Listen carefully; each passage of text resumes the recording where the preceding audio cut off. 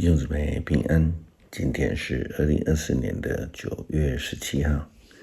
今天的经文是诗篇119篇169节到176节，列王纪上卷13章11节到25节，歌罗西书第3章第1节到11节。今天要跟大家分享的主题是与主同复活。没有义人，这是我们昨天分享的这个主题跟内容。那么我们必须要来探究，为什么没有义人？上帝不是在世世代代都呼召人来跟随他吗？上帝不是选择了以色列人来跟随他吗？那么为什么没有义人呢？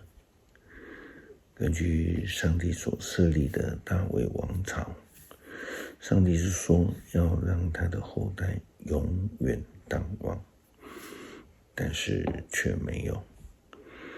那是因为人的生命没有得到更新，他们没有领受复活的生命，人们选择了背离上帝，即便是蒙受了呼召，却在生活上打瞌睡。俗语说的撞水的人叫不醒。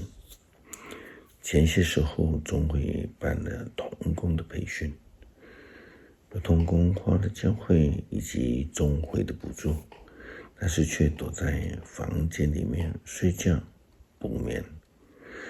或许是因为身体不适，或许是其他原因，但我们不知道。但是身为同工，却连个声招呼都没有。列王纪上卷13章11节到25节，那时候有一位老先知住在伯特利，他的儿子们来告诉他有关于那个从犹大来的神的人在伯特利所做的事，和对耶路伯安王所说的话。老先知就问他们说，他是从哪一条路回去的？儿子们就告诉他，犹大来的那一位神人往哪条路去。他叫他们给他预备驴，他们依照父亲的话做了。老先知就骑上驴，顺着那一条路去追犹大来的那神人。他找到那神的人，就坐在一棵橡树底下，就问他，你是不是从犹大来的神的人？那人就回答，是的。老先知说，请跟我回家用饭吧。神的人说，我不能跟你回去，也不能接受你的招待，我不能在这里跟你一起吃喝，因为上主曾命令我什么都不可以吃，不可以喝，也不要从原路回家。老先知就对他说，我也是先知，跟你一样。有一位天使奉上主的命令告诉我，要我带你一起回家，请你一起吃喝。其实老先知是在撒谎，于是神的人跟老先知一起回去，在他家里一同吃喝。当他们正在餐桌前的时候，上主的话临到了老先知，他就对犹大来的那神的人喊着说，上主这样说，你违背了上主的话，没有照上主你上帝的命令做，竟然回来在我不准你吃喝的地方吃喝，因此你会被杀，而你的尸体不能葬在你家族的坟墓里。他们吃完后，老先知为犹大来的先知预备驴，他就骑上走了。在路上，一只狮子碰到他，把他咬死了。尸体倒在路上，驴和狮子站在尸体旁边。有人从那里经过，看见尸体倒在路上。狮子站在旁边，就到伯特利去，把所看见的事都传出去。一个蒙受上帝呼召的人，若是没有经历死亡和耶稣基督同复活的话，他就活不出被称义的生命。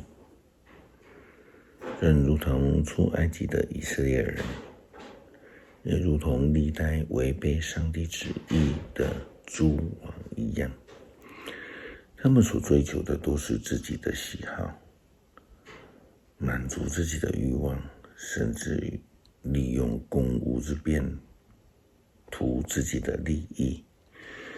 最近在台湾的政坛就沸沸扬扬的讨论这样的一个问题。哥罗西书第3章第1节到11节，保罗这样提醒基督徒：你们已经跟基督一起复活，你们必须追求天上的事，在那里基督坐着上帝右边的宝座上。你们要专心于天上的事，而不是地上的事，因为你们已经跟基督一起死了，你们的生命也跟他一同藏在上帝的里面。基督是你们的真生命，当他显现的时候，你们也要跟他一起显现，分享他的荣耀。所以你们必须致使你们在你们身上作祟的那一些属世的欲望，就如同淫乱污秽邪情恶欲和贪婪贪婪是一种敬拜偶像。由于这些事，上帝的义愤降临到那些不顺从他的人。你们从前也曾经生活在这一类的欲望当中，受他们的支配。但是现在你们必须要根绝这些事，不可再有愤怒、暴力和仇恨，也不可说毁谤污秽的话，不可彼此欺骗，因为你们已经脱掉旧我和旧习惯，换上了新我。这新我由创造主上帝按照自己的形象不断地加以更新，能够完全地认识他。这样说来，不再有希腊人或犹太人的区别，也不再有受割礼不受割礼、野蛮的未开化的奴隶或自由人等的分别。基督就是一切，基督贯彻一切。蒙召的基督徒应当如何做，就非常明白了，就是我们应当要重生得救，活出与基督同复活的生命，来跟随我，来荣耀主名，能够除掉生命当中一切属于污秽肮脏的生活习惯。诗篇119篇169节到176节，上主啊，愿我求见，容我求助的声音达到你的面前，求你照你的应许赐给我悟性，容我的祷告达到你的面前，求你照你的应许拯救我。我要时时刻刻的颂赞你，因为你将你的律例教导我。我要歌颂你的律法，因为你的命令公正，求你随时帮助我，因为我遵从你的命令。上主啊，我多么渴慕你的救恩，你的法律是我的喜乐。求你让我存活，好使我颂赞你。愿你的教导帮助我。我彷徨像迷失的羊，求你来寻找你的仆人，因为我没有忘记你的法律。